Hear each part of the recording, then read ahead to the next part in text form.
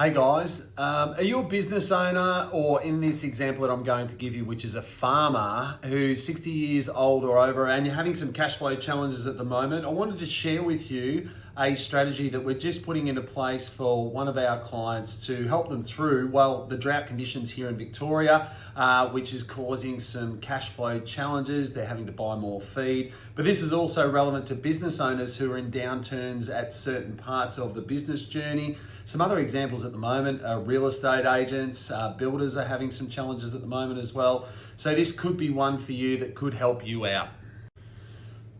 So this guy, he's 61 years old, he does run a farm and he intends to continue to run that farm for another 10 years or so before he retires in full.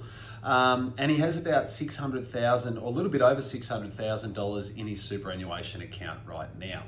Now, cash flow is really tight, as sort of mentioned there. He's needing to feed the animals, the cows and the sheep. So he's having to spend a lot more money this year on feed, and some prices have come off when it comes to selling some of the cattle and sheep as well. So he's down to about the last $5,000 in his bank account, and things are getting really tight.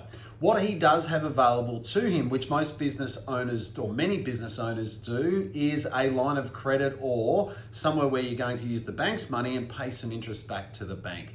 Now, his interest rate is 9.33% if he is to choose to use that facility, and he can use up to $100,000.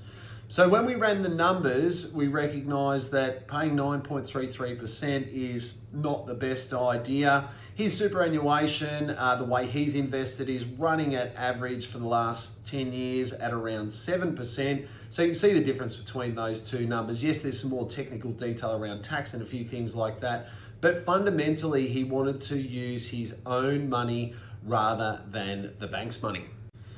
So the strategy we've put together, and this is a bit of a short-term strategy first, and it'll move into a longer-term strategy. He was concerned, he's like, well, what if I spend my superannuation money? That's going to affect my retirement.